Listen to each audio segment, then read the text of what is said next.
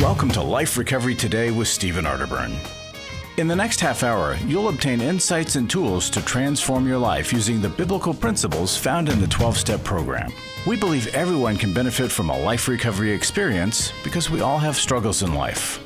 Struggles with addictions, food, depression, anxiety, and relationships, to name a few. You'll be encouraged to see how others have found a new way of life with hope for the future through life recovery. Your host is Steve Arterburn, founder of New Life Ministries and Women of Faith, author of over 100 books, and teaching pastor at Northview Church in Carmel, Indiana, one of the 20 largest churches in America. Steve is the co-editor of the Life Recovery Bible, the #1 selling recovery Bible. With over 3 million copies sold, this is the Bible given to inmates by Prison Fellowship and the Pew Bible for the Salvation Army. Now here's Steve. Hi there, Steve Arterburn here, and welcome to Life Recovery Today. Now there's a reason it's Life Recovery Today, because here's the definition of tomorrow. Tomorrow is a time where all your dreams come true, everything seems to be very easy, and it falls in place, but it never ever occurs.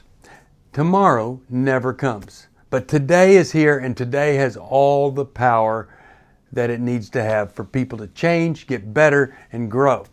Now, whether you're new to recovery or you've been on this journey for a while, of course, willingness to take action is always the key. I've come up with a new concept. You hear people say, do it afraid all the time. Well, my new concept is failing forward. A lot of times people don't take action and they stagnate because there's something that they absolutely would hate doing. For instance, my son doesn't particularly like the homework assignments in one of his classes. But I sat down with him and I said, you need to hate forward. If you hate backward or hate stagnant, you're going to be here and never get out of high school because you're unwilling to do some things you hate. But you move forward by hating doing things that move you forward. And so it was amazing. He got caught up in that class by half that evening. So maybe there's some things you hate. You say, I would just hate to go to a recovery group, or I'd hate to go to counseling. I'd hate to make amends. Okay, do it though. And do it as you are failing forward or hating forward in anything that you do. Now sometimes this complacency, it's the beginning of relapse. And if you've heard me talk about relapse before, you absolutely know it isn't just when you return to drinking or deep down depression sets in or the panic attacks return. It's when you stop doing whatever's been working so well. You decide, I don't need that meeting anymore, but in 1 week after not going to that meeting, things are starting to deteriorate. It's when we believe we've got what it takes to recover on our own, that we don't need a plan, we don't need a process, and we don't need people. That's when things get dangerous. So I would ask you, what is the biggest challenge that you're facing on this recovery journey? It's got to be something. All of us have something. What's keeping you from living in the freedom that God wants you to have? Because there are a lot of people, they're not drinking, but they're not free either.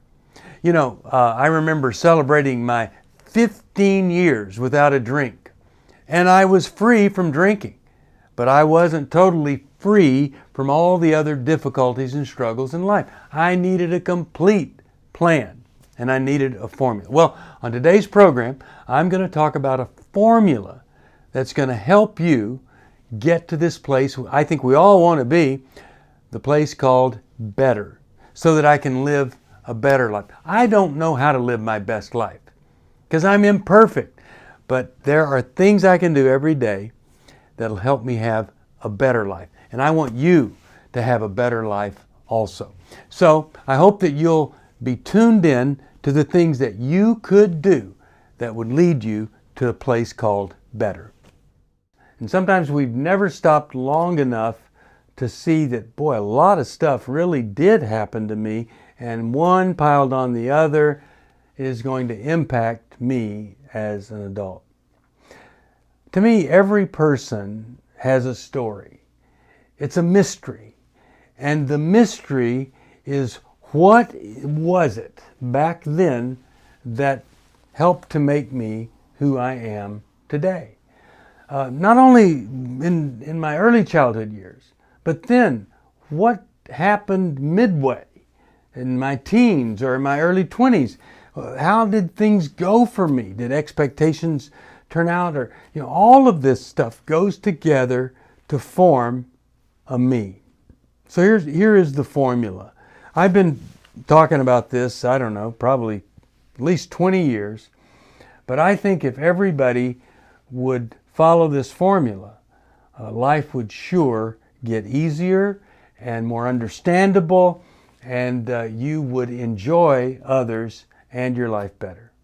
So here's the first thing. I'm going to give you 7 things that you need to do. First one is this.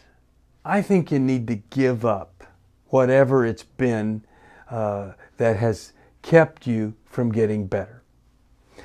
We all have strategies. We pick strategies. If you're still in trouble, if you're still aching and just dying, emotionally distraught, whatever it is, and I'm going to ask you, isn't it time to give that up? To surrender that up? Just let it go. Decide, I can't do that anymore. Let's be obvious. If I'm in pain and I decide, hey, the answer is heroin, and well, that's not the answer.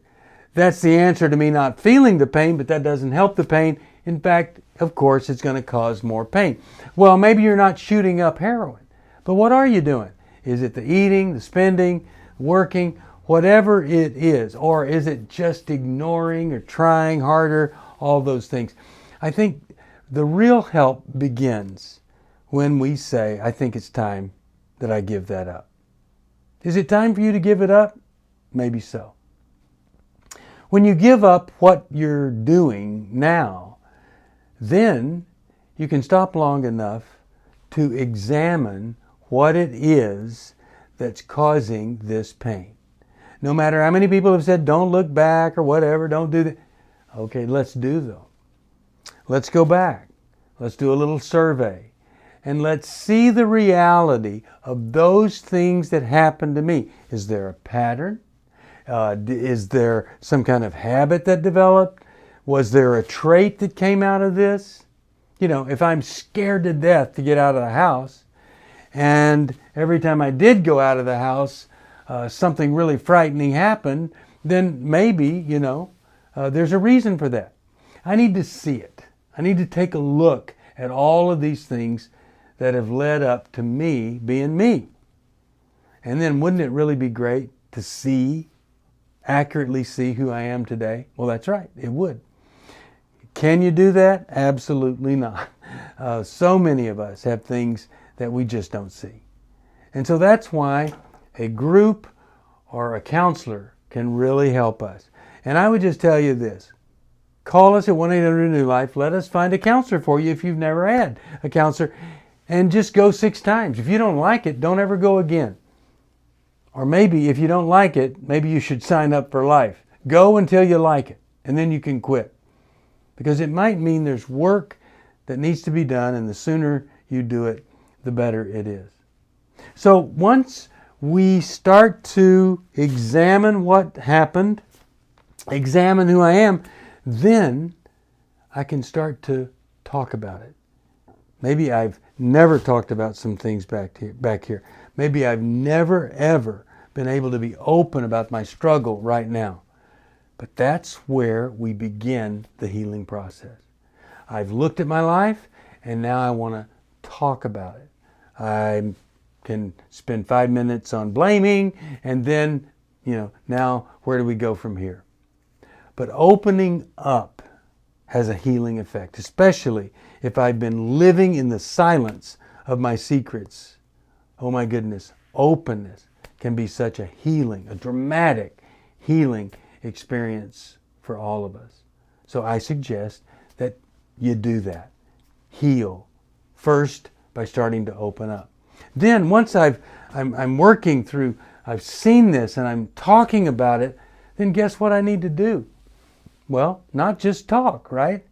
Not just see it, not just talk about it, but I need to own it. I need to take responsibility to deal with it. Was it my fault that my parents ran out on me? No. But I have to deal with that. I have to grieve that. I have to accept that so I'm not repeating it and running out on my children. Or just the opposite. In reaction to that, I smother them and try to control them in every way. See, the goal is to stop reacting to the past and start responding in the present appropriately to whatever is before me.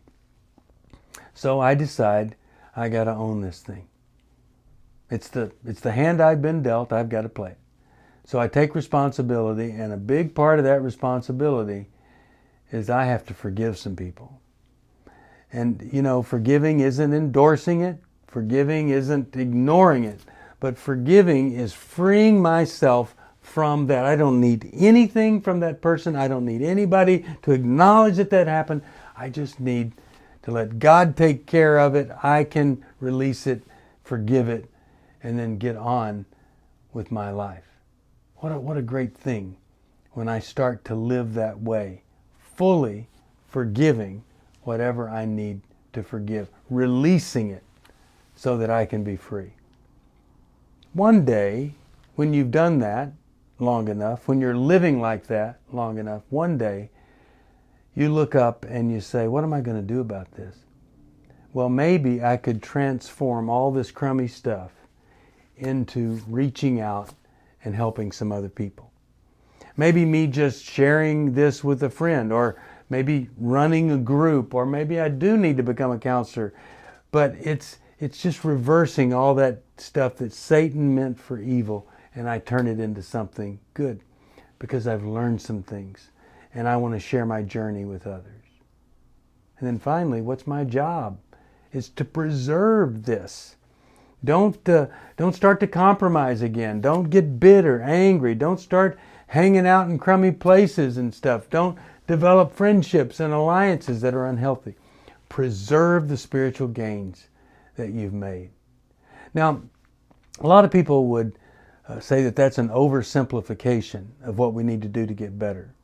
Well, within all of those simple little things, if we've got a sponsor or a mentor, a counselor, you find there's a lot to be done in the midst of those 7 simple things. I'll just repeat them for you. The first is to give up.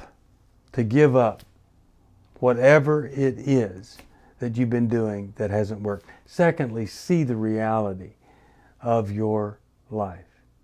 Start to open up about the reality you see back then and that you see today. Open up about it. Take responsibility to heal, to get better, to grow, never using anything in the past as an excuse. And then finally, start to forgive. Anybody that's hurt you, anybody that's hurting you now, release yourself from them. And then start to think about, how could I help this world be a better place by sharing, helping, reaching for other people that have struggled or are struggling like I have. And then what do I need to do to protect myself, to preserve the growth that I've watched happen? That's it. I think you follow those 7 footsteps and you're going to be okay. If you'll get to work today, at some point, you're going to be really okay. And if we can help you in any way, we want to. Life recovery isn't just about making the courageous choice to give up an addiction or dependency. It's a journey towards health, wholeness, and becoming your very best you. If you need resources to help you in your journey, we can help. There are many life recovery resources that you can do on your own, with a group, or with your church.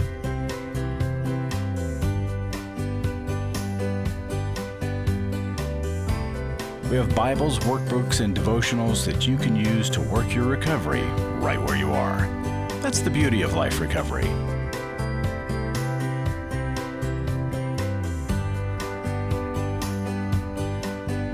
To learn more or to get the Life Recovery Bible or any other life recovery resource, visit liferecoverytoday.net or call us at 1-800-NEW-LIFE.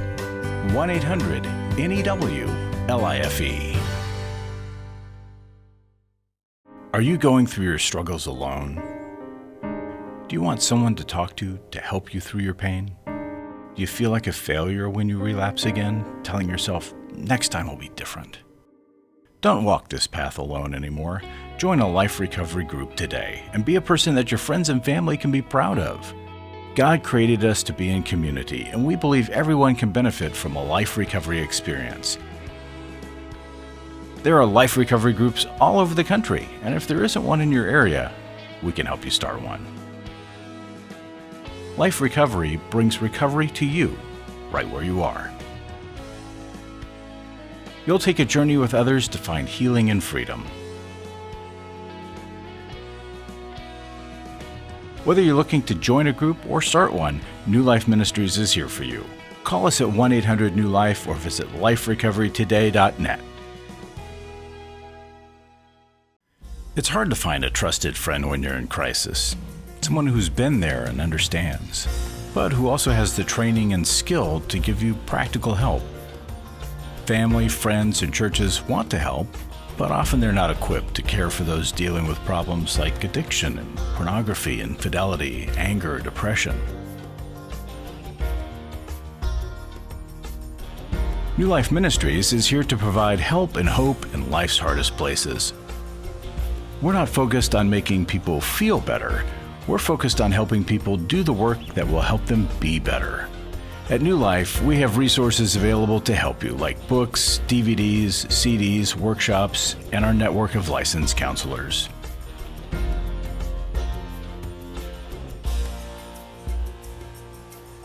If you need help, call 1-800-NEW-LIFE and begin your new life today.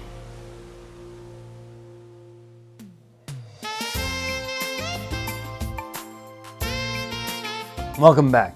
Now, I really hope that there was something there that spoke to you and inspired you to do something different. Take that next baby step. And by the way, every giant has to take a little baby step when they're a little baby giant. And everybody has a potential to be a giant.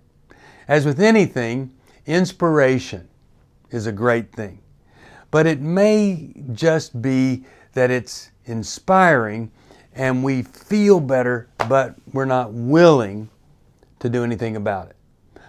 Inspiration without perspiration leaves us in desperation, you could say. What we need to do is when we're inspired, that's the time to develop the plan for when the inspiration or the inspiring feeling goes away. Then we can address the things that we know are a problem. And the sooner that we get started, the better it is. You know, if we don't consider that our character has been deteriorated by whatever our struggle was, and that we've impacted the people around us, and we need to do something about that. If we're not seeing the big picture, then it's going to be a very incomplete and superficial kind of recovery. Now, in this segment, I want to shift gears, and I want to look at this thing that Dave Stoop and I called the soul of a hero. He and I wrote this book, The Soul of a Hero, together. It was one of our last projects before he died. And if you feel ill-equipped to be considered a hero, if you want to know what does it take to be a hero, I think you're going to find out that all of us, you, have the potential to be a hero. But to get there, we have to look at the soul. Let me ask you a question. Do you feel like you're ill-equipped to be a hero? When I was in Canada, I was fortunate enough to hear Henry Nouwen live and in person. He talked about the prodigal son. But let me read a quote from Henry. He said this: "What you do and what you have and what people say about you is not who you are. You are a child of God, And the spiritual life starts when you proclaim that truth. Now, I would say maybe a derivative of that is the evidence of who you are the things that you do. And I would also say that when you declare that from head to toe, from your skin to your soul, you are loved by God, then that's when the spiritual life really does start.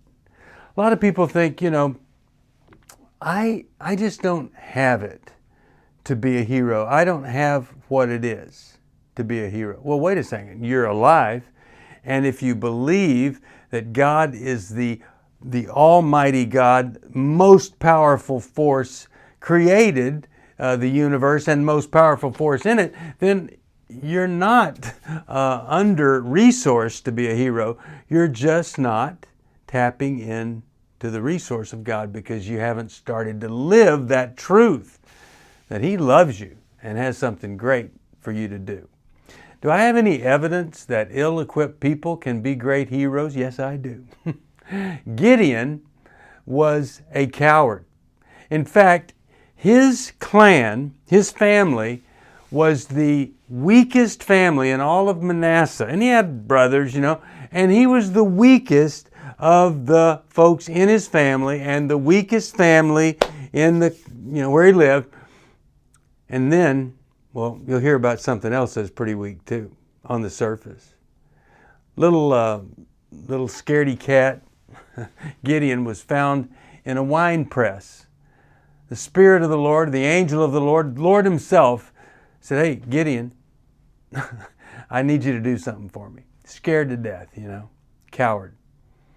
And so what the Lord wanted Gideon to do was to defeat 135,000 soldiers. 32,000 showed up to fight that battle. Well, those are horrible odds. 32,000, 135,000, the enemy. And here's a coward who's going to lead them. God said, that's too many. And so whoever was afraid, they went home, and that left with 22,000. And God said, that's just too many. You might think that the soldiers did it, and you get down to 10,000, and God says that's still too many. And so He wants everybody to go out there and have a little drink of water. Everybody puts their face in the water, except for 300 men. They're continuing to be alert and watch, and scooping up the water and drinking it. And God said, those 300, that's all you need. So here we are with a weak man from the weakest clan with a very weak plan of 300 men going off to war for 135,000 of the enemy. And they wiped them out. Wow, wiped them out. How about that?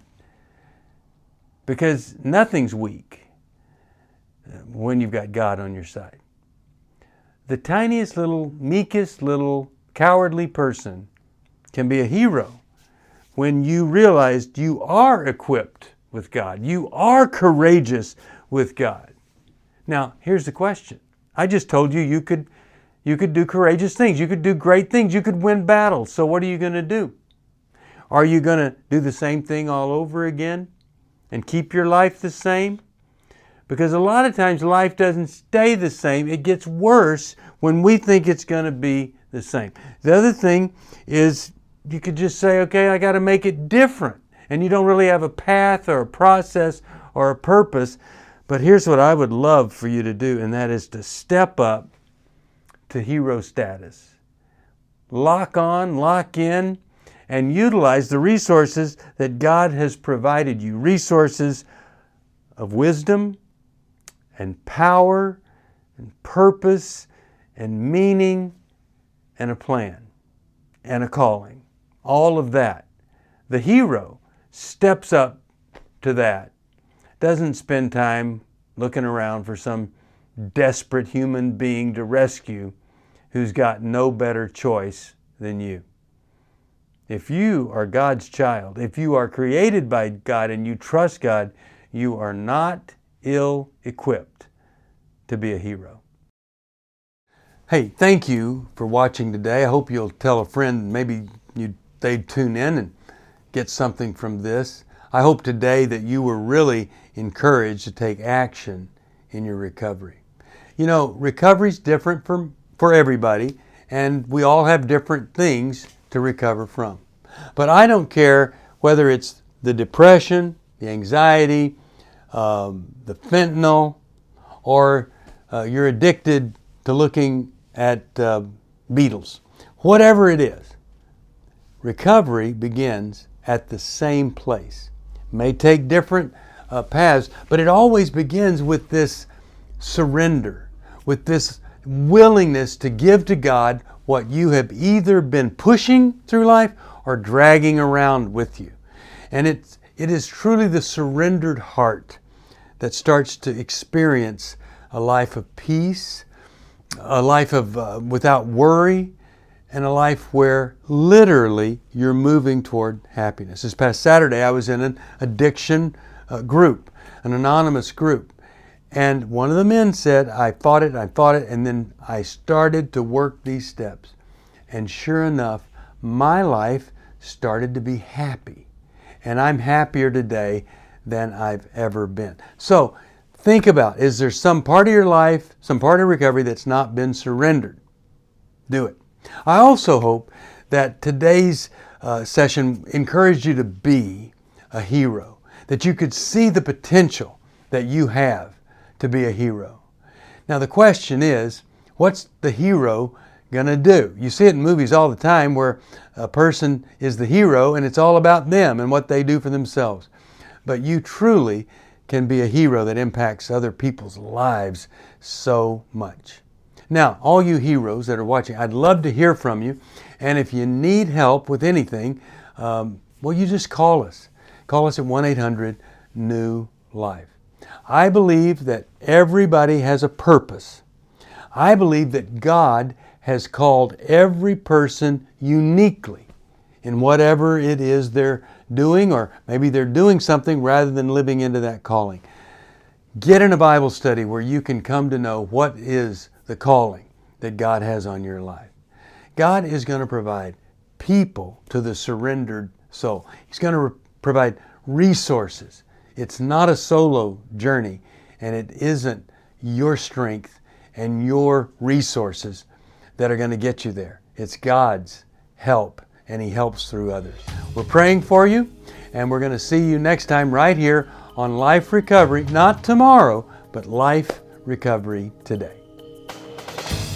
Thanks for joining us for Life Recovery Today with Stephen Arterburn. We hope this program has helped you integrate God's truth and wisdom into your recovery journey.